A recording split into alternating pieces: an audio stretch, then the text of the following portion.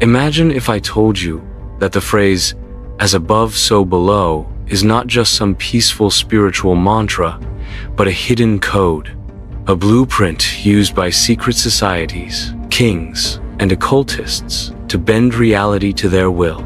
It is not about connecting to the universe. It is about controlling it.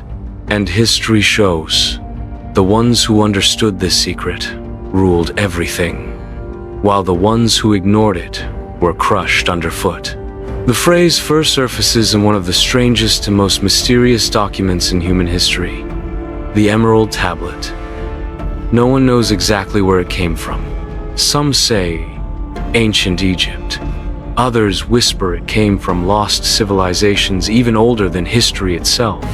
What we do know is that by the early days of the Islamic Golden Age, around the 800s, scholars were already copying it, translating it, trying to unlock its secrets. And at the heart of this tablet, one short, chilling sentence: that which is above is like that which is below, and that which is below is like that which is above, to accomplish the miracles of the one thing. Sounds poetic, right?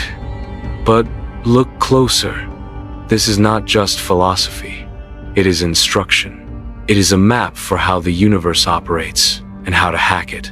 You see, in ancient times, people were obsessed with the stars, but not just for beauty or wonder.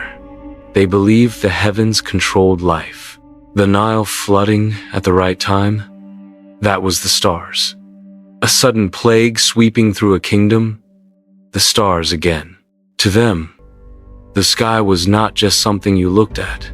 It was a massive clock, and every gear and movement had an effect down here on Earth. But the idea, as above, so below, took it even deeper.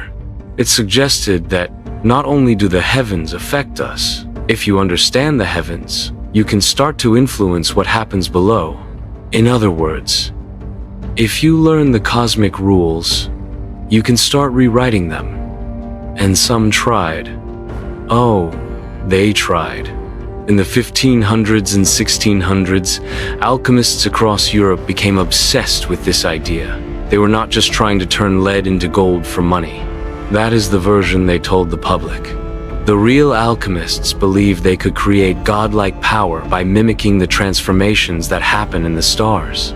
Birth, death, rebirth. They thought that by copying the heavens, they could control matter itself. Create life out of nothing. Cheat death. These were not fringe weirdos in dusty basements either. Many of them were advisors to kings. Some were kings themselves. Emperor Rudolph, II of the Holy Roman Empire, for example, practically built his whole court around alchemists, astrologers, and mystics. He believed, as above, so below, was not just real.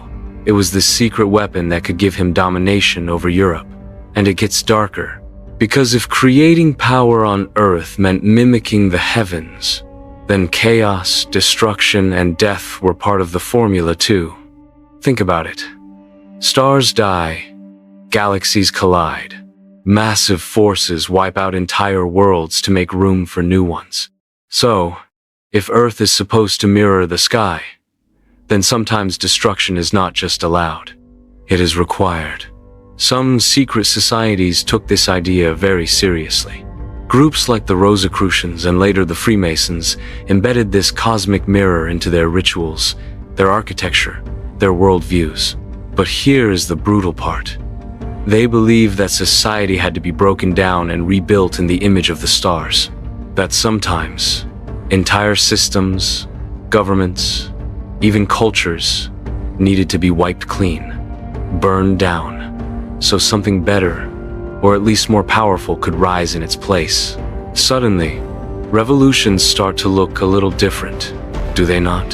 There is a theory whispered about in conspiracy circles and academic papers alike that major historical events, from the French Revolution to the founding of America, were heavily influenced by groups who believed in hermetic ideas like, as above, so below. And they were not just reacting to events, they were orchestrating them, copying cosmic cycles of death and rebirth right here on Earth. Sound crazy? Maybe. But here's a brutal fact that most history books will not tell you. Many of the founding fathers of the United States were deeply involved in secret societies, and many of those societies were rooted in Hermetic teachings. George Washington was a Freemason. Benjamin Franklin was too, and a Rosicrucian. They encoded astrological alignments, sacred geometry, and cosmic symbolism into the very founding of the country. And that is not even touching on the hidden symbols scattered across Washington, D.C., all reflecting the principle of, as above, so below. Twin columns, inverted pyramids, the streets themselves forming occult shapes when seen from above. Coincidence? Or a massive cosmic mirror hiding in plain sight? The belief that reality is a mirror cuts both ways, though. It means that by controlling the physical world, you can influence the spiritual world too. That is why, even today, you see high-powered people obsessed with rituals, symbology, even astrology. It is not superstition to them, it is strategy.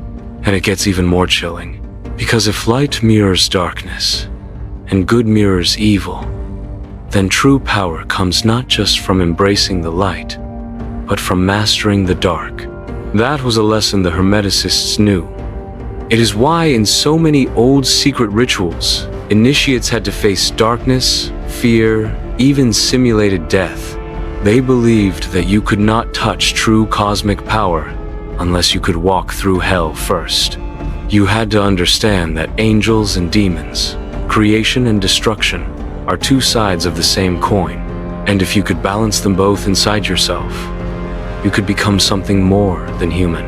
Modern occult groups still teach this idea. Look into groups like the Golden Dawn, or the darker offshoots of Thelema in the early 1900s. Many of their leaders believed they were literally training themselves to become gods through brutal rituals that tested body, mind, and soul. Because as above, so below was not just a nice saying to them. It was a command, and you can still feel echoes of it all around us. In the movies we watch, in the logos we see every day, in the way global events seem to follow bizarre patterns of collapse and rebirth. Is it all coincidence? Maybe. Or maybe the ones who understand the mirror are still at work, quietly, patiently, shaping the world according to ancient laws almost everyone else forgot. So the next time you hear someone casually toss around the phrase, as above, so below, remember, it is not just about inner peace or feeling connected to the stars. It is about mastery, control, transformation. Sometimes beautiful, sometimes brutal, always powerful. The mirror is real, and it never stops reflecting. The only question is, who is holding it? Thanks for watching. Stay curious, stay awake.